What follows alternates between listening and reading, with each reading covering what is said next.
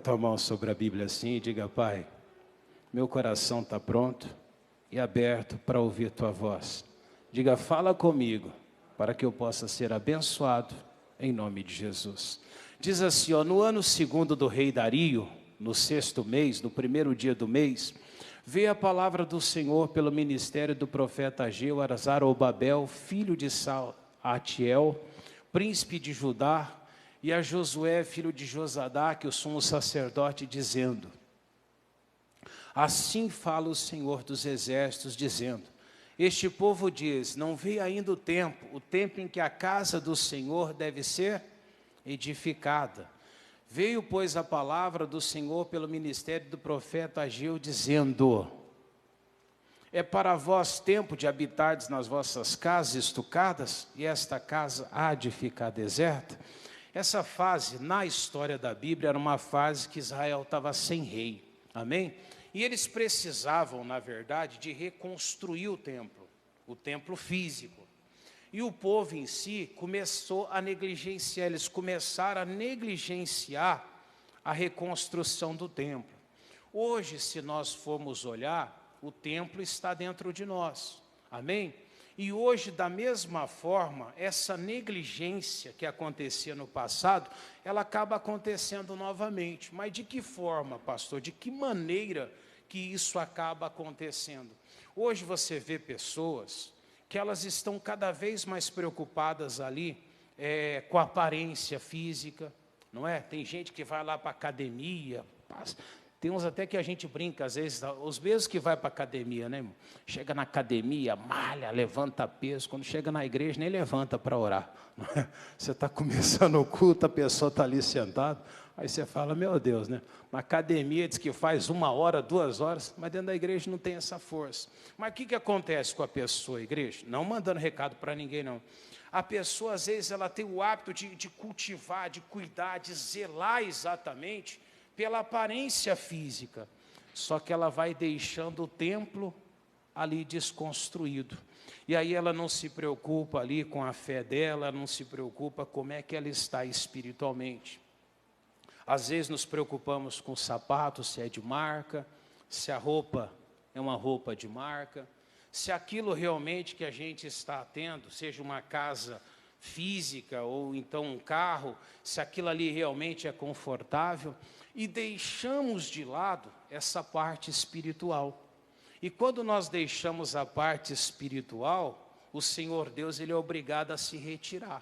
O que Ele diz depois? Vamos lá na Bíblia, Ageu, amém? Capítulo 1. Deixa eu achar aqui.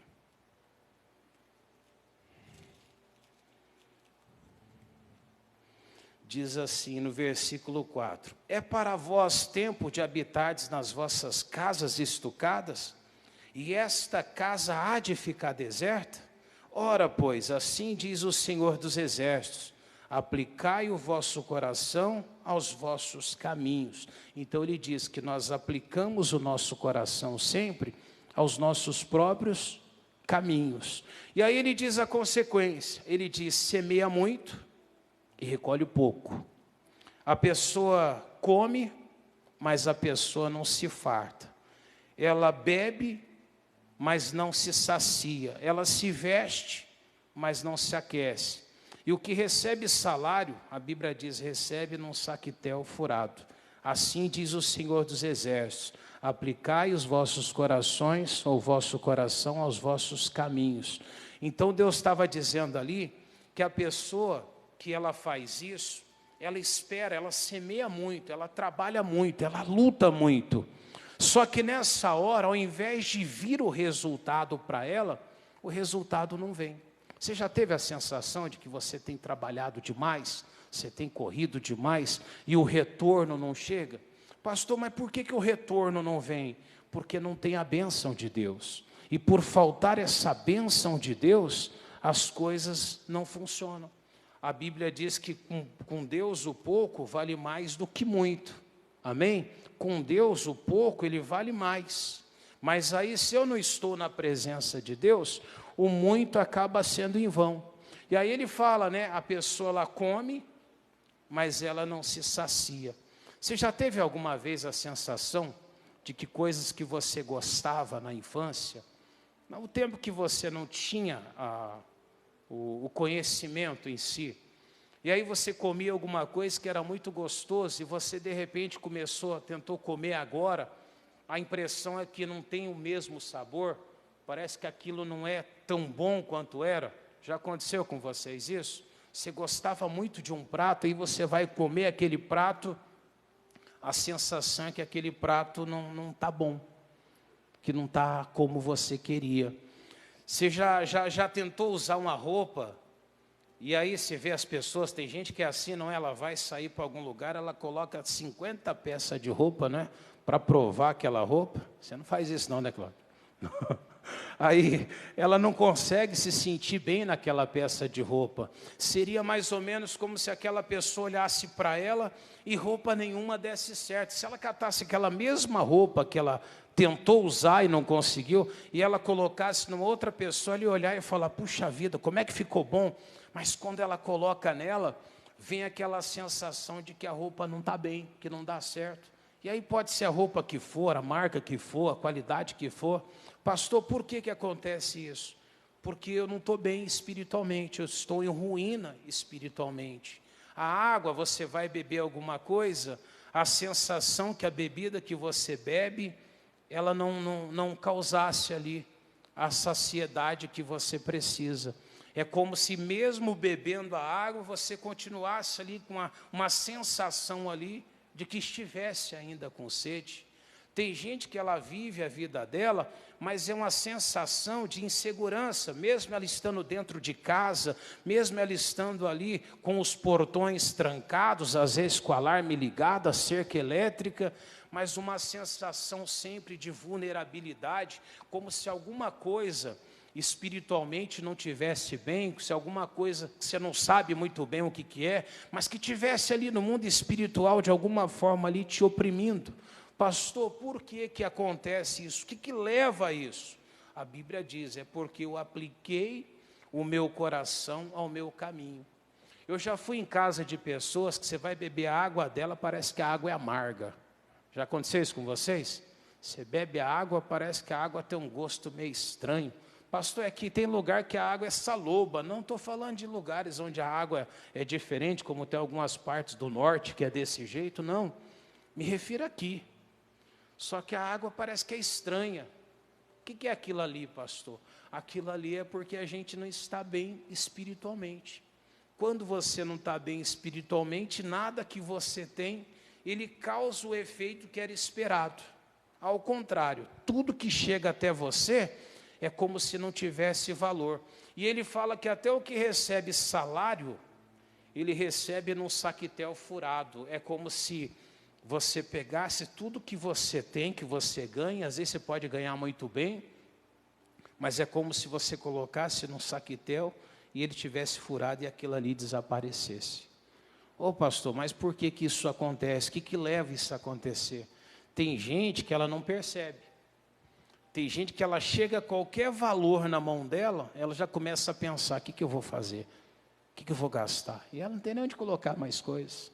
Só que dentro dela dá uma inquietação, e é como se aquilo que chega na mão dela evaporasse. Se você abrir uma despensa onde que ela guarda a bagunça dela, está socado de coisa, acumulando um monte de coisas. Não é? Aí você vai ver, a pessoa tem 25 blusas de frio. Isso é um lugar que faz calor de 40 graus, não é verdade? E aí você fala assim, para que serve aquilo? Não serve para nada. Não serve para nada. Não é? Você já viu quando morre um familiar, que eles vão dividir as coisas? Tanto de tranqueira que sai daquilo ali. Não é? Às vezes é prato, travessa, copo, um monte de coiseira. Você fala, o que é aquilo ali? Vai para o saquitel furado. Você não consegue produzir nada útil, mas o que você tem é como se aquilo fosse mal aplicado realmente. Mas pastor, por que isso daí? Tudo isso é porque o lado espiritual está abandonado, está jogado de lado. E aí ele diz no 7 para nós, olha o que ele diz no 7. Assim diz o Senhor dos Exércitos, aplicai os vossos corações aos vossos caminhos. Aí ele diz o que ele quer no 8 da gente. Lê comigo. Subi o monte, trazei madeira e edificai o quê? A casa. E ele diz, e dela me agradarei, e eu serei glorificado, diz o Senhor. Quando Deus é glorificado, Deus, ele te glorifica também, ele te abençoa. Quando você glorifica a Deus, o Senhor te honra. Diga graças a Deus. Mas o que vai honrar a Deus? Ele fala, eu subi o monte, trazer madeira e edificar a casa. Como é que é subir o monte? Vamos pegar um exemplo ali, de uma pessoa que já subiu alguma ladeira. Falar em ladeira, olha só, lá em Ribeirão do Pinhal, outro dia eu fui dar uma carona para a irmã. Na hora que eu descidão, o Cláudio tem ido lá, não sei se já conhece lá, os lugares que eu estou falando. Uma descida, irmão, uma ribanceira assim mesmo, terrível. Aí a irmã falou, pastor, eu tenho que fazer esse caminho para chegar até a igreja. Irmão, mas pensa num morro mesmo pesado. Pastor, é fácil subir aquilo ali? Sim ou não? Mas o trabalho que aquela irmã faz, que ela sai lá e sobe aquele morro, vai até a casa de Deus, lá ela recebe a palavra de Deus para ela, amém? Aquilo ali ela glorifica a Deus, diga graças a Deus. Aquilo ali ela está edificando o coração dela, aquilo ali ela está mostrando para Deus que ela realmente se importa com o mundo espiritual, com a vida espiritual dela. E tem pessoas que não é assim. Tem pessoas, se tiver um evento, alguma coisa para ir, de show na cidade, tiver que atravessar, ela atravessa com chuva, com sol. Mas se ela tiver que fazer isso para Deus, ela não faz. Mas aí essa mesma pessoa vai à presença de Deus e fala, Deus, me abençoa, Deus, me ajuda. Vocês acreditam que Deus ele vai ajudar? Sim ou não? Se você estivesse na posição de Deus, você honraria a pessoa? Sim ou não? Vocês acham que Deus honra ou não? Não tem como, concorda comigo? Deus vai honrar quem honra a Deus, aquele que se esforça. Pastor, como é que é se esforçar? Entrar em oração. Uma oração é desse jeito também. Você pega uma pessoa que ela vai orar, o começo de uma oração é difícil. Muitas vezes quando você começa uma oração, o início da oração é igual um morro para você subir, não é? Às vezes a carne não quer, a carne impede, atrapalha, mas aí você vai orando, é como subir aquela ladeira, né? Vem aquela dificuldade, mas na hora que você chega lá em cima, bate o alívio. Só que às vezes a gente não quer, porque parece cansativo. Às vezes é aquela campanha que eu vou fazer pela família, para levar minha família a Deus, mas aí eu falo, não, mas eu estou cansado, e eu deixo de lado. Só que não vai vir o retorno que eu espero, não vai acontecer aquilo que eu quero.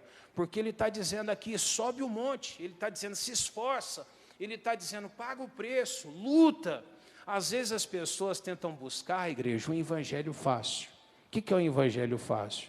Aquelas mensagens motivacionais, que você chega na presença de Deus, ele diz para você que vai dar tudo certo, que tudo está bom, que Jesus te ama, que você é semelhante a Deus, que tudo que você fizer vai dar certo, e manda você repetir essas coisas. Isso aí é importante, você ser uma pessoa positiva, amém? Mas o evangelho não é isso. O evangelho necessita de esforço, amém? Deus nunca falou que seria fácil. Quando você vai no evangelho, a Bíblia diz assim, ó, quem crer e for batizado será o quê? Parece difícil crer? Não é difícil. Jesus amou o mundo de tal maneira, deu a vida dele por nós, mas ele diz assim, quem crer e for batizado será salvo, amém? Só que ao mesmo tempo, na sequência, ele diz, mas quem não crer, o que acontece? O que vai acontecer? Vai ser condenado, ou como o Cláudio falou, já está condenado. Ou então, em 3,18, ele fala, quem não creu já está condenado, de João. Ou seja, não existe um evangelho que é só aquele mar de rosa, aquela maravilha, não tem. Então, às vezes a gente quer que Deus seja aquele Deus como se fosse o gênio da lâmpada, sabe? Que você tem uma necessidade, você corre lá, você esfrega aquela lâmpada, não é? Aí sai um gênio de dentro e ele fala assim, sim, meu amo, o que você quer de mim? Ou então te oferece 3 pedidos, não é verdade? E aí você faz para Deus 3 pedidos, Deus estala o dedo e as coisas acontecem. Não existe isso.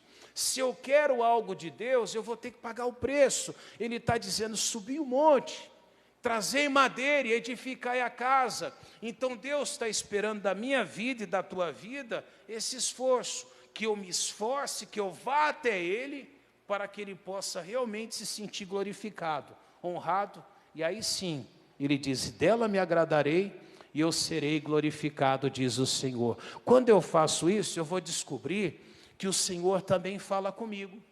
Eu vou descobrir que Deus também me dá atenção. Eu vou descobrir que Deus ele também fala com essa pessoa. Mas o problema é que nem todo mundo faz isso. Deixa o marcador aqui, eu vou voltar novamente. Olha o exemplo dos tempos da Bíblia que acontecia muitos sinais. Deuteronômio 5, versículo 4. Deuteronômio 5, 4. Sempre teve aqueles que buscam a Deus, aqueles que glorificam a Deus, e tem aqueles que sempre fogem do compromisso com Deus, da responsabilidade com Deus. Olha o que ele diz lá em Deuteronômio 5, 4. Deu problema? Então vamos na Bíblia aqui, no tradicional. Deuteronômios, capítulo 5, versículo 4. Amém? Acharam? Pega a Bíblia aí, vai na Bíblia mesmo que dá certo, irmão. 5, 4. Diz assim, ó. Face a face, o Senhor falou conosco, no monte, do meio do quê?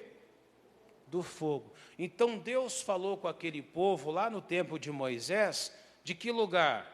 Do monte. Então ele fala para você fazer o quê? Se esforçar, subir o monte, buscar a palavra.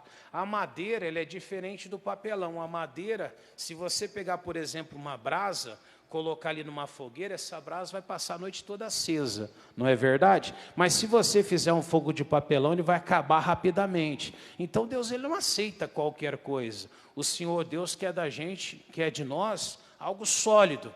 E aí ele fala, Deus falou conosco no monte do meio do fogo. Mas olha o que ele diz no 5 aqui, ó. Naquele tempo eu estava em pé, entre o Senhor e quem?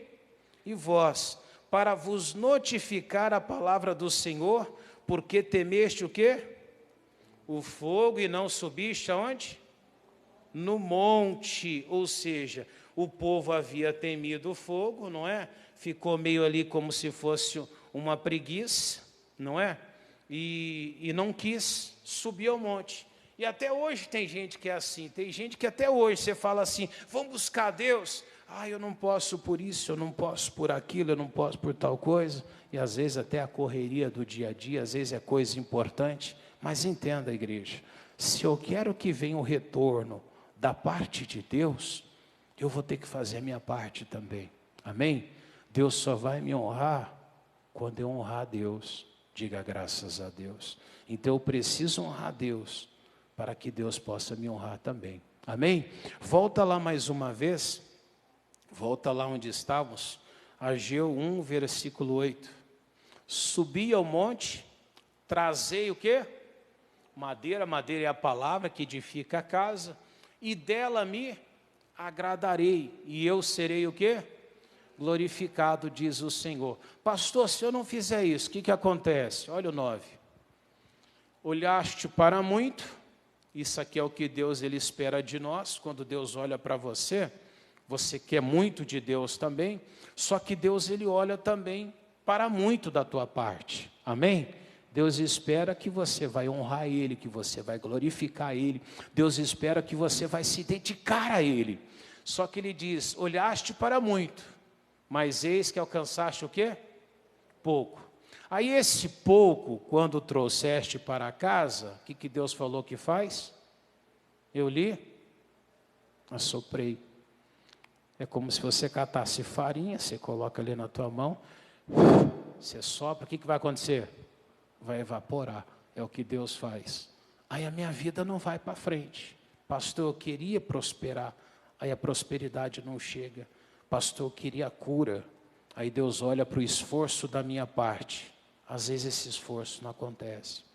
Outro dia uma senhora chegou para mim, lá em Bandeirantes, e falou, pastor, o senhor não pode orar para tal coisa? Eu falei, posso. A senhora já está orando? Ela falou assim, não, eu estou pedindo aqui, mas não estou orando não. Eu estranhei aquela atitude dela. Por que eu estranhei? Se você quer algo de Deus, você pode pedir oração para as pessoas. Mas quem que tem que ser o primeiro a orar? Quem que deve orar primeiro? A gente. Sim ou não? Pastor, mas o pastor não está ali para orar pela gente. Às vezes a pessoa pensa assim, o pastor está aqui na igreja para ele interceder, para ele concordar com você. Como é que eu vou concordar com quem não ora? Tem como? Sim ou não? Como é que eu posso concordar com um pedido que você não fez? Outro dia eu perguntei para algumas pessoas, vocês já estão orando por aquele envelope da reconstrução? Estou. Qual que é o versículo? Falou até certinho. Aí eu perguntei assim, já fez o pedido dentro? Ainda não, pastor. Então como é que você está orando para Deus reconstruir algo que você ainda não pediu? Você está entendendo? Não foi feito nem o pedido ainda. E como é que Deus vai reconstruir algo que eu ainda nem levei à presença de Deus? Irmão, se eu não fizer a minha parte, a Bíblia está dizendo que Deus não vai fazer dele. Ele está olhando para você, esperando muito de você, esperando que você se dedique, que você se esforce. Mas se ele não vê isso, Deus está dizendo, olha lá, eu assoprei, por quê? Diz o Senhor dos Exércitos. Por que, igreja? Por causa da minha casa que está como? Deserta. E cada um de vós corre a sua própria casa. Pastor, estou preocupado com a edificação da minha casa. Deus está preocupado também com a morada dele em você. Como é que está teu coração? Você está bem?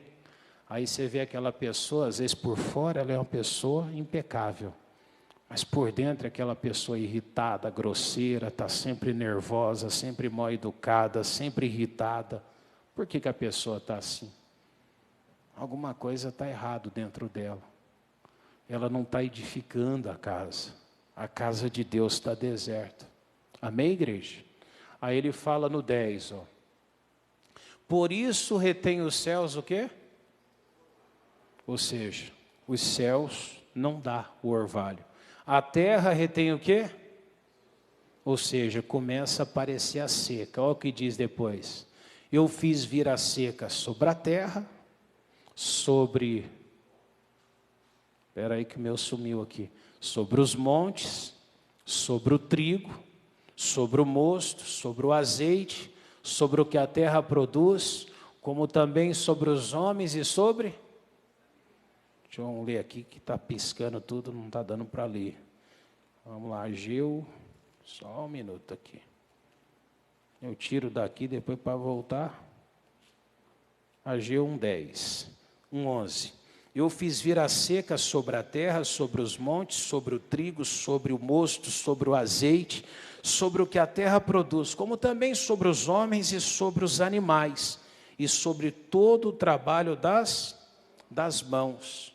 Ou seja, tudo aquilo que está ali de alguma forma impedido, trancado, está amarrado, ele está porque eu não estou glorificando a Deus com a minha vida. Amém, igreja? Ou seja, se você quer que Deus traga a resposta, Ele espera que você clame verdadeiramente a Ele. Diga graças a Deus. Como que Deus espera de nós? Jeremias 29:13. Vamos lá? Jeremias 29:13.